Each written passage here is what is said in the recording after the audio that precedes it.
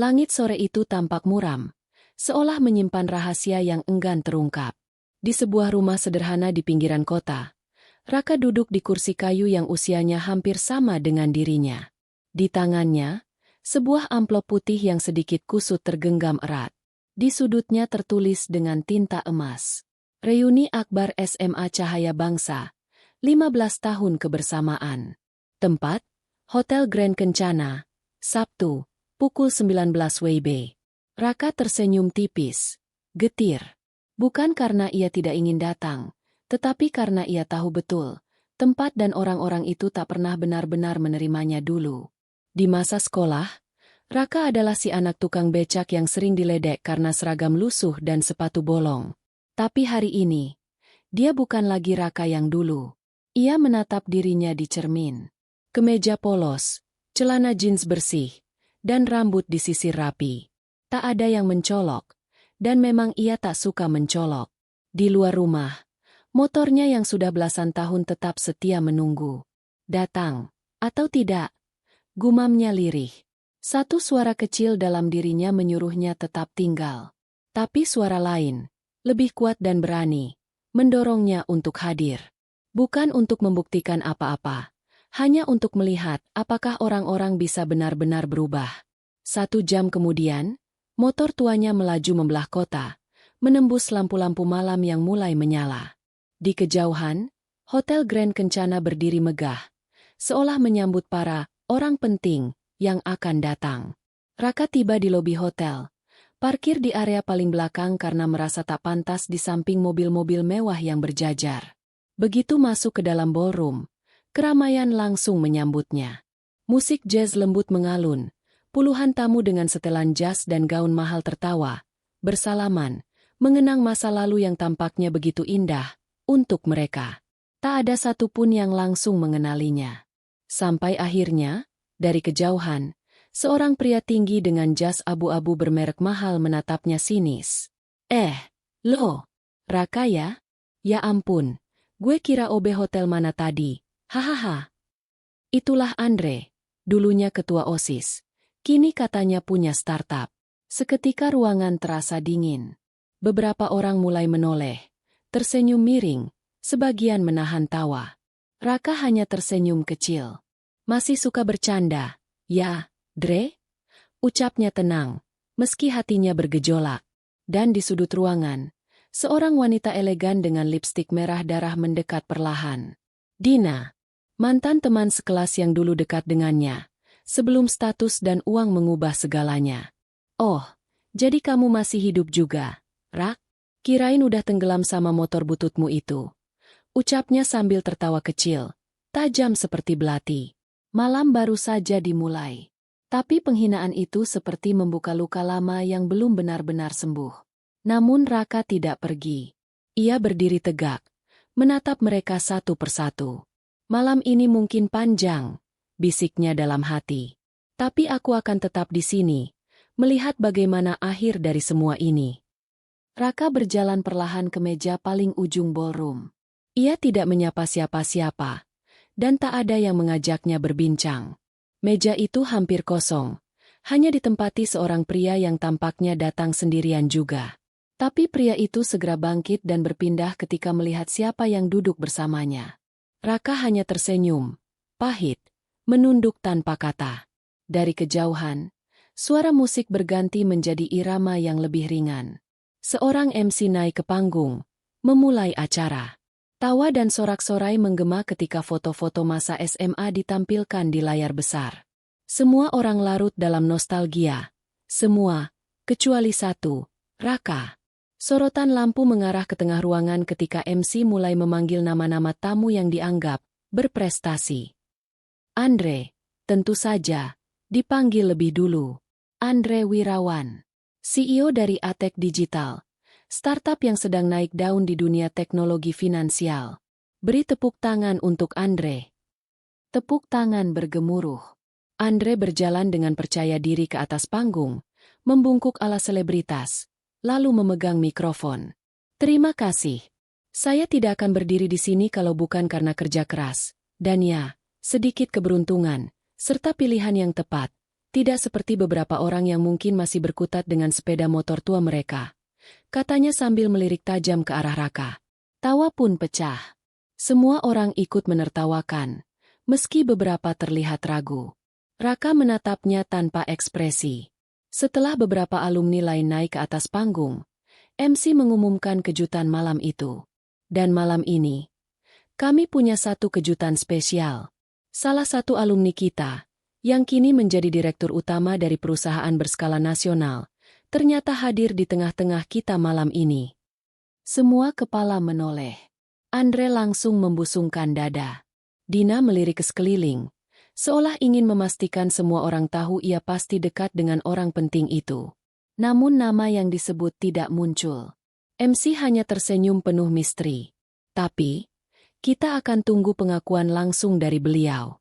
Mungkin nanti malam, kita semua akan tahu siapa dia. Raka meneguk air putih di gelasnya perlahan. Ia tidak suka kejutan, apalagi jadi pusat perhatian. Namun malam ini, ia tahu, bukan ia yang mencari panggung. Panggunglah yang sedang mencarinya.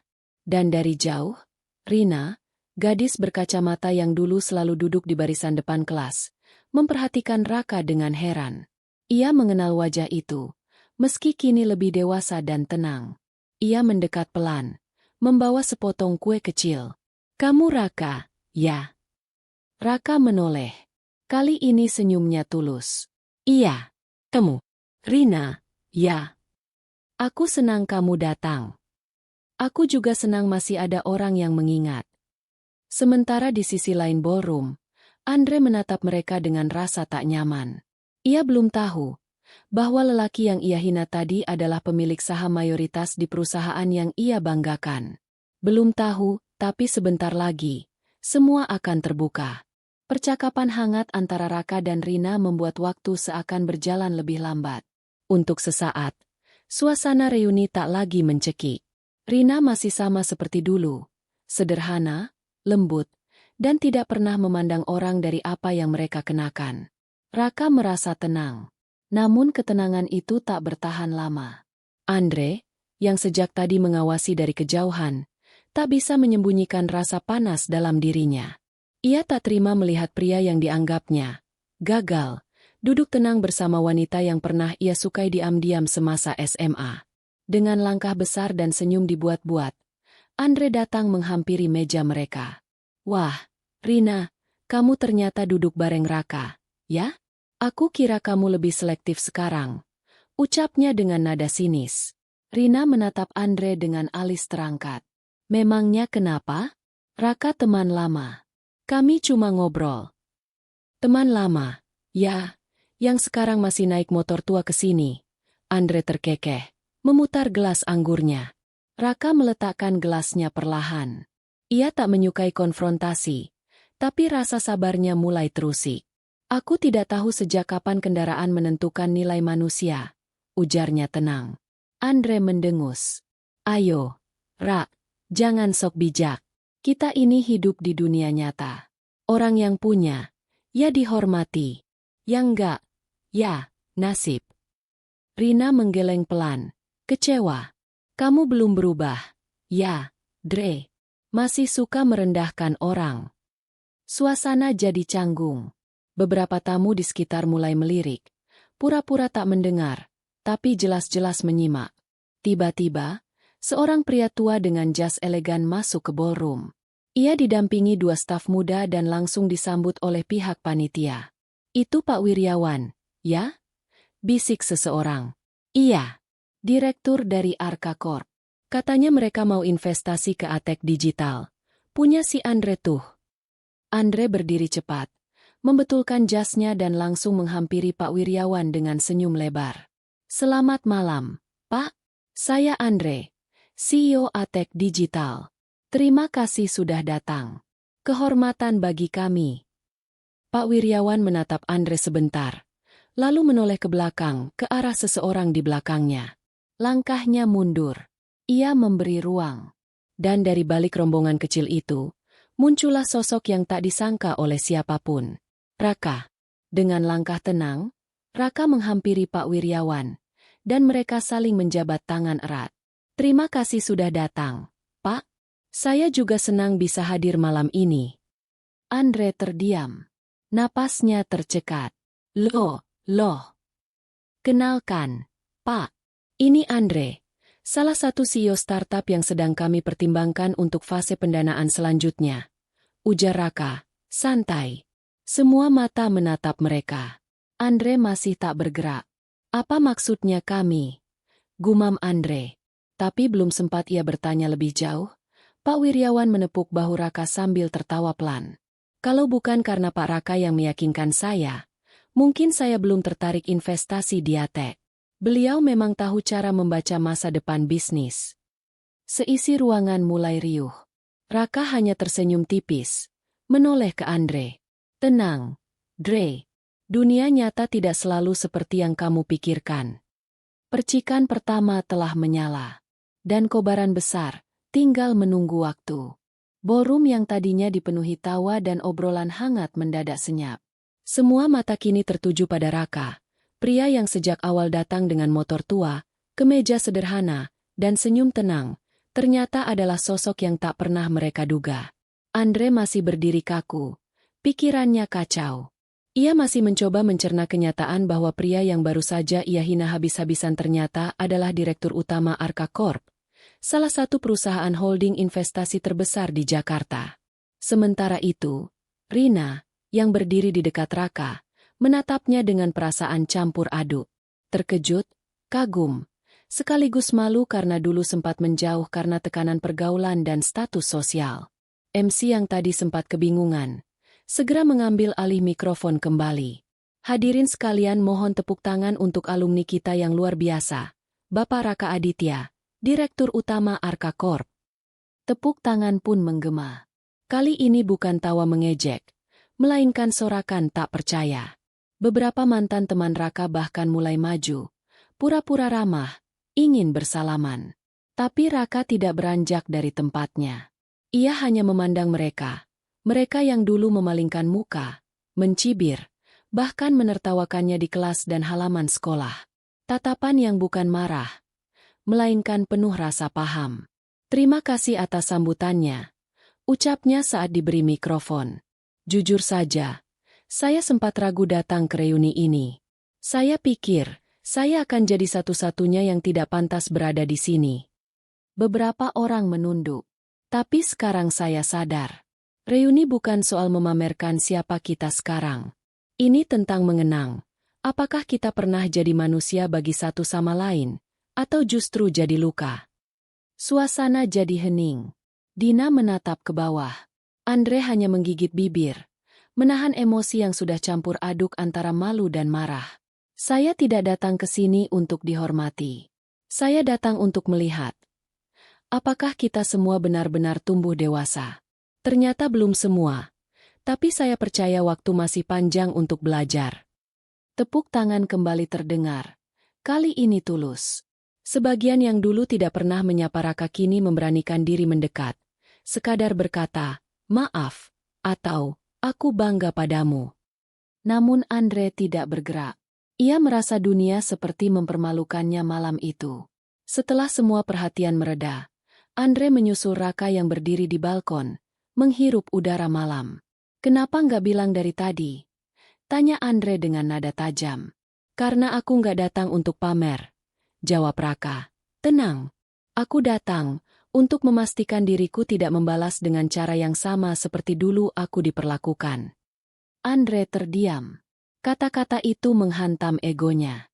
Tapi tenang saja, Dre. Aku tetap akan mendukung Atek. Bisnismu punya potensi, asal kamu bisa belajar menilai orang bukan dari jaket dan mobilnya.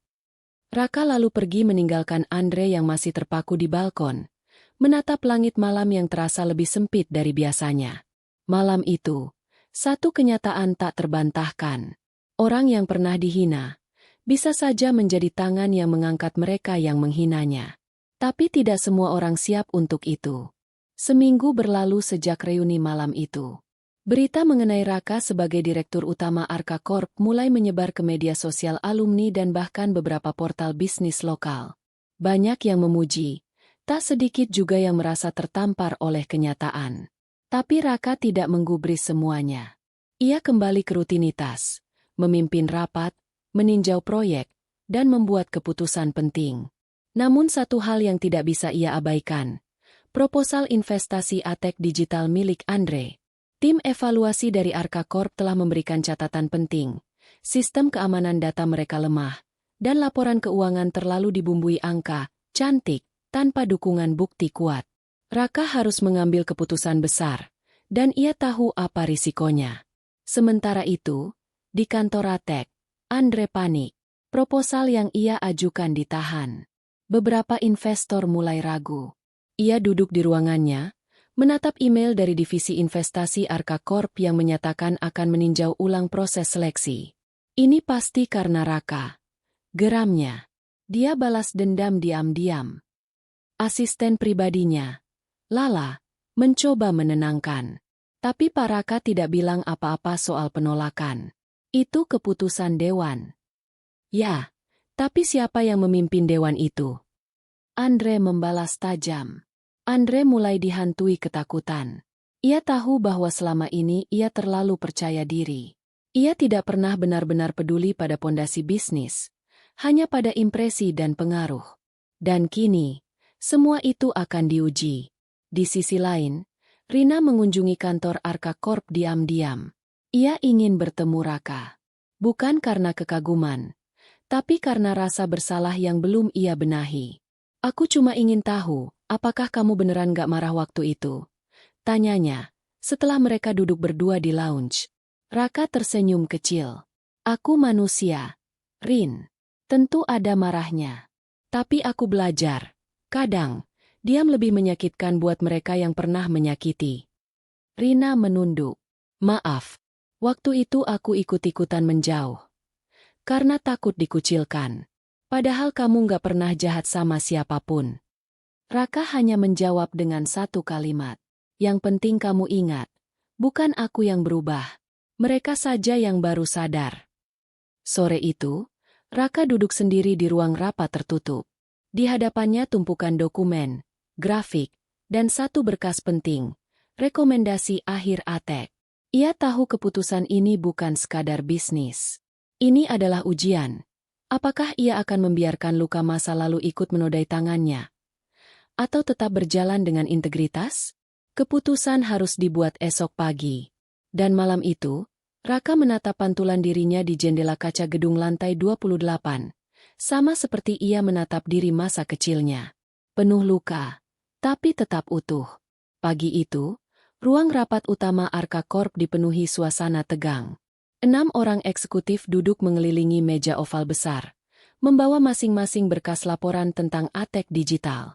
Di ujung meja, duduk Raka, diam, serius, dan tak sedikit pun terlihat ragu.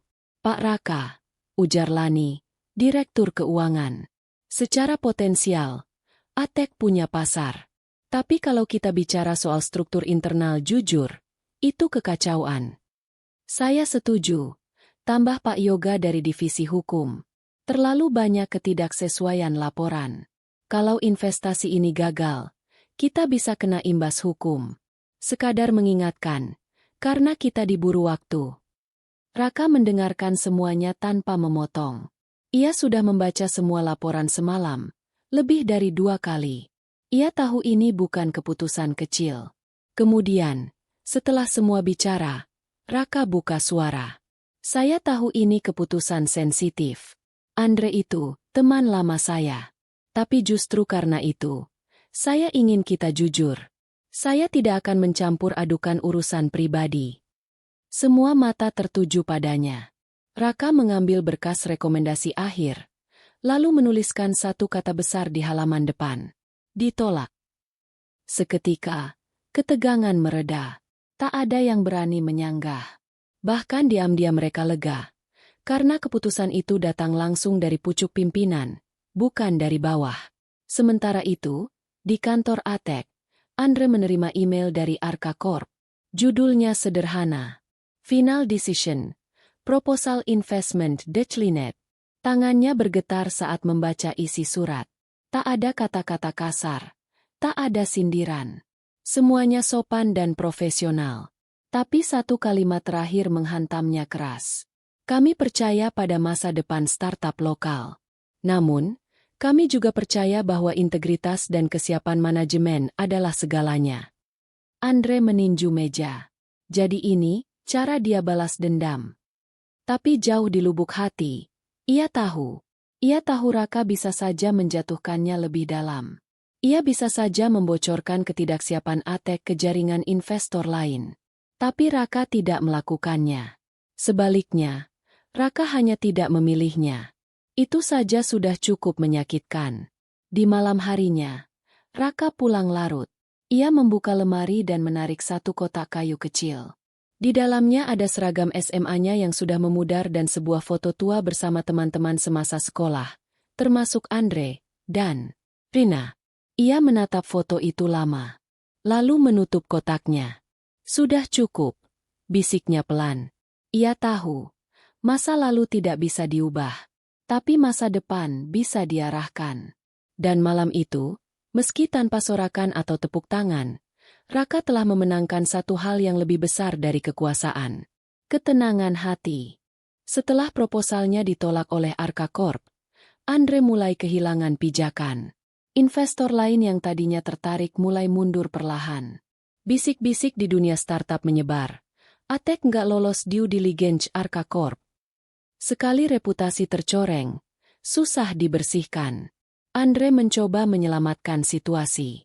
Ia datangi investor satu persatu, menjanjikan perubahan. Tapi tak ada yang percaya. Bahkan tim internalnya mulai resah. Beberapa karyawan diam-diam mengajukan resign. Dan pada puncaknya, co-founder Atek, Dimas, mengajukan pemisahan saham. Gue udah nggak percaya lu lagi, Dre. Kita harus pisah. Lo terlalu fokus sama pencitraan. Perusahaan bukan soal branding doang. Andre menatap sahabat yang dulu membantunya merintis Atek dari kafe kecil di pinggir kampus. Kini, ia benar-benar sendiri. Sementara itu, di Arka Corp, Raka tengah menghadapi dilema yang berbeda. Seorang rekan investor asing dari Jepang, Emer Tanaka, ingin bertemu untuk membahas kolaborasi besar. Nilainya bisa mengangkat Arka Corp ke level internasional. Tapi ada satu syarat. Kami ingin joint venture dengan Atek Digital. Kami tahu perusahaan itu masih muda, tapi punya potensi. Kami sudah pelajari. Kami ingin Arka Corp memfasilitasi mergernya. Raka terdiam. Ironi itu seperti datang mengetuk langsung ke wajahnya. Atek, perusahaan yang baru saja ia tolak, sekarang diburu oleh investor asing. Dan kini, ia diberi dua pilihan. Satu, menerima tawaran merger dan menjadikan Atek anak perusahaan di bawah Arka Corp. Ia akan punya kendali penuh. Bisa membantu Atek bangkit. Tapi itu berarti ia harus menarik Andre kembali ke dalam orbitnya. Dua, menolak merger dan mempertahankan prinsip awal, bahwa bisnis tanpa kesiapan dan integritas tetap tak layak meskipun ada uang di belakangnya. Malam itu, Raka termenung di rooftop gedungnya. Angin berembus pelan. Ia memandangi Jakarta malam, kelap-kelip cahaya gedung yang seperti mewakili ambisi manusia. Ia tahu, keputusan ini bukan cuma soal bisnis. Ini soal jati diri. Kalau ia menerima merger itu, ia bisa mengangkat Andre dan Atek. Tapi, apakah itu pilihan yang benar? Atau, itu hanya pembalasan terselubung, menyelamatkan hanya untuk menunjukkan siapa yang punya kuasa? Di sisi lain, Andre duduk sendiri di meja kantor yang kini sepi. Ruangan yang dulunya penuh energi kini hanya menyisakan bayangan dirinya sendiri. Dan di tengah keputusasaan itu, ia mendapat satu pesan email. Dari Raka A. Subjek, bicara sebagai teman lama. Isi emailnya singkat. Jika kamu masih ingin menyelamatkan Atek, datanglah ke Arka Tower. Tapi bukan sebagai CEO. Datanglah sebagai seseorang yang siap belajar dari awal. Andre menatap layar. Tangannya gemetar. Harga dirinya berteriak. Tapi nuraninya mulai bersuara pelan. Hari itu, langit Jakarta mendung. Angin membawa hawa hujan yang berat. Di lantai 28 Arka Tower, suasana tak kalah tegang. Raka menatap layar presentasinya di ruang rapat eksekutif. Para petinggi Arka Corp dan perwakilan investor Jepang telah duduk rapi. Semua mata tertuju padanya. Seperti yang Anda tahu, ucap Raka, tenang. Kami menolak proposal ATEK beberapa waktu lalu. Tapi hari ini saya ingin menyampaikan pendekatan berbeda, karena kadang, peluang besar tidak datang dari kesempurnaan, melainkan dari niat untuk berubah. Pintu terbuka pelan. Andre melangkah masuk. Rambutnya tak serapi biasanya, matanya sembab. Wajahnya bukan wajah CEO penuh percaya diri, tapi seseorang yang telah kehilangan banyak dan siap memulai dari bawah. Semua hadirin menoleh. Raka memberi isyarat agar Andre berdiri di sampingnya. Bapak-bapak dan ibu sekalian, ujar Raka. Izinkan saya memperkenalkan konsultan internal yang akan membantu transformasi ATEK dari nol. Tanpa jabatan, tanpa kuasa, hanya niat dan kerja keras. Andre menunduk. Ia menatap para petinggi di ruangan itu. Beberapa dari mereka mungkin tahu siapa dia. Terima kasih telah memberi kesempatan kedua, katanya pelan. Saya tahu saya belum layak jadi pemimpin. Tapi saya ingin belajar dari awal. Saya ingin menebus semua keputusan buruk yang pernah saya buat. Tak ada tepuk tangan. Hanya keheningan. Tapi bagi Raka dan Andre, itu sudah cukup. Usai rapat, mereka duduk berdua di balkon. Tak ada percakapan besar. Hanya keheningan yang terasa penuh makna. Setelah beberapa lama, Andre angkat bicara. Kenapa lo bantu gue? Raka menatap ke arah langit yang mulai meneteskan gerimis. Karena kita pernah teman. Dan karena gue tahu, waktu semua orang ninggalin gue dulu, lo juga diam. Tapi lo gak ikut injek-injek. Andre menunduk. Matanya mulai basah. Gue malu, Rak. Gue juga pernah merasa begitu, jawab Raka pelan. Tapi malu itu bukan untuk disimpan. Malu itu untuk diubah jadi alasan kita berubah. Hari itu, dua pria yang pernah bersaing dan saling meninggalkan, akhirnya berdamai, bukan hanya dengan satu sama lain, tapi dengan versi lama diri mereka masing-masing. Dan di luar gedung itu, langit pun mulai terbuka. Hujan turun dengan tenang. Seolah menyambut satu babak baru kehidupan yang dimulai, bukan dengan kemenangan besar, melainkan dengan kerendahan hati. Beberapa bulan telah berlalu sejak pertemuan di Arka Tower yang mengubah segalanya. ATEK kini menjalani transformasi besar. Andre, meski bukan CEO lagi, bekerja keras sebagai konsultan internal, membenahi setiap aspek perusahaan dengan bimbingan ketat dari Raka dan tim Arka Corp. Tak mudah, tentu saja. Masih banyak tantangan, karyawan lama yang skeptis, investor yang ragu, dan tekanan pasar yang terus mengintai. Namun, setiap hari ada kemajuan kecil yang menandai perubahan nyata. Di sisi lain, suasana di lingkungan reuni mulai berubah juga. Beberapa teman lama yang dulu mengejek Raka kini mulai menghubungi dengan nada lebih hormat dan bahkan meminta nasihat. Rina, yang dulu menjadi salah satu penghina paling vokal, akhirnya datang ke kantor Raka dengan tulus meminta maaf. Ia mengakui kesalahannya dan berterima kasih atas ketegaran Raka. Raka menerima permintaan maaf itu dengan lapang dada. Yang penting kita belajar dari masa lalu, Rin, katanya. Di rumah, Raka duduk bersama keluarga. Ibunya tersenyum bangga, melihat anaknya yang dulu dipandang sebelah mata kini berhasil membuktikan dirinya. Namun, Raka tak pernah lupa dari mana ia berasal. Ia sadar, keberhasilan bukan untuk disombongkan, tapi untuk membagikan. Ia mulai aktif melakukan mentoring bagi pemuda-pemudi desa yang punya mimpi besar tapi keterbatasan modal dan kesempatan. Di kantor ATEK, Andre juga mulai menemukan makna baru dalam hidupnya. Dari pribadi yang dulu egois dan terobsesi dengan pencitraan, ia berubah menjadi sosok yang rendah hati dan fokus pada kualitas. Ia bertekad untuk membangun bisnis yang tidak hanya sukses secara finansial, tapi juga bermartabat. Malam itu, Raka menatap langit dari balkon gedungnya. Dengan hati yang tenang, ia tahu perjuangan belum selesai. Tapi setidaknya kini, ia berjalan di jalan yang benar. Ini bukan soal siapa yang kalah atau menang, gumamnya. Ini soal siapa yang tetap berdiri setelah jatuh. 1 tahun setelah reuni yang penuh luka dan kebanggaan, kisah Raka dan Andre telah menjadi inspirasi di lingkungan mereka. Kisah tentang bagaimana seseorang yang pernah dihina dan diremehkan mampu bangkit dan membuktikan nilai dirinya. Di sebuah acara seminar motivasi di kota, Raka berdiri di depan puluhan pemuda dan pemudi. Dengan suara tenang namun penuh semangat, ia berkata, "Ketika kita diremehkan, jangan jadikan itu alasan untuk berhenti.